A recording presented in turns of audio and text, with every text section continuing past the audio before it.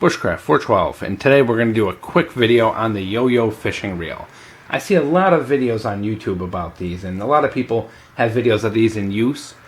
So if you're interested in these, get on and look at some other videos, because there's definitely some cool videos of people catching some monster fish with these. This is basically a spring-loaded fishing reel, designed for backpackers, wilderness survival, bug-out bags, campers, hikers, whatever. They're just a small, compact, spring-loaded fishing reel that you can fish unattended. And they're fairly inexpensive. They're about $5 or $6 a piece, and I know you can buy some package deals out there where you can get them for like 10 for maybe like $30 or whatnot.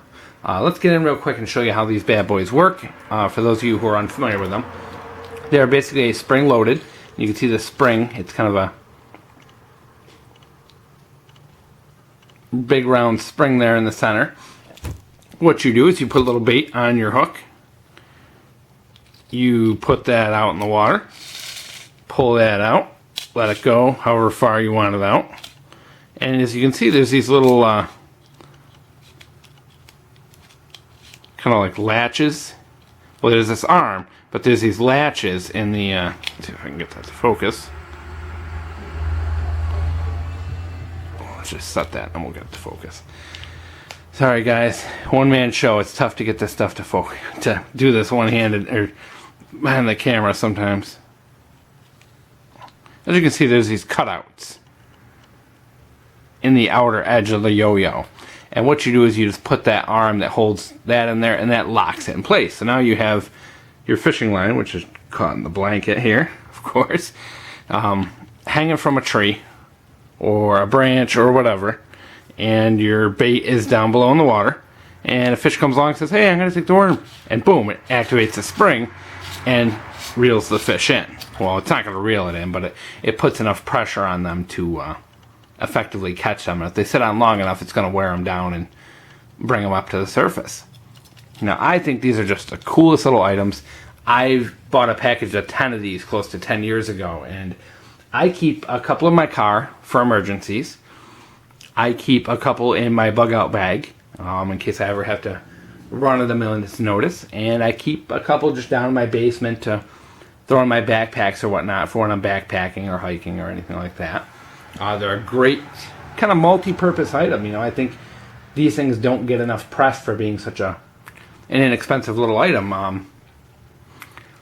They're kind of ignored. You know, there's videos on them, but you know, no one's really stressing how just versatile these things are. You know, if you're a backpacker and you like, you know, like I consider myself kind of a primitive backpacker in that I like to backpack but also gather my own food, and you know, a lot of times you'll see me backpacking with, you know, especially during hunting season, with a 22 and some fishing gear, and I will backpack and I will hunt and fish as I backpack. You know, very, you know, big pastime of mine. I kind of call it like primitive backpacking. You know, you're gathering on your own as you go. And these are something I tend to bring for that. But these are also a great item for preppers to put in their bug-out bags. It's a great item for, you know, even people who are fishing. These are great to hang off docks, you know, so you can have a couple extra fishing rods and, you know, up your chances of catching fish. They're good for, you know, pretty much anyone who's interested in doing some fishing and not having to be hands-on. The only big problem, of course, is that these are not legal in every state. Some states do have laws about spring-loaded mechanisms like this, so make sure you check your laws before you go using these someplace. But when it comes to an emergency situation, who cares about the laws? Do what you got to do to survive. Another kind of useful benefit of these things, if you are keeping these in an emergency kit or your wilderness survival kit or whatnot, is you can also use this for land animals. You can hang this from a tree, put a little bit of bait on this hook, and have it set so it's maybe just a couple inches off the ground. And as an animal comes and reaches up and paws at that hook for that bait, that hook's going to snag their hand and effectively catch them.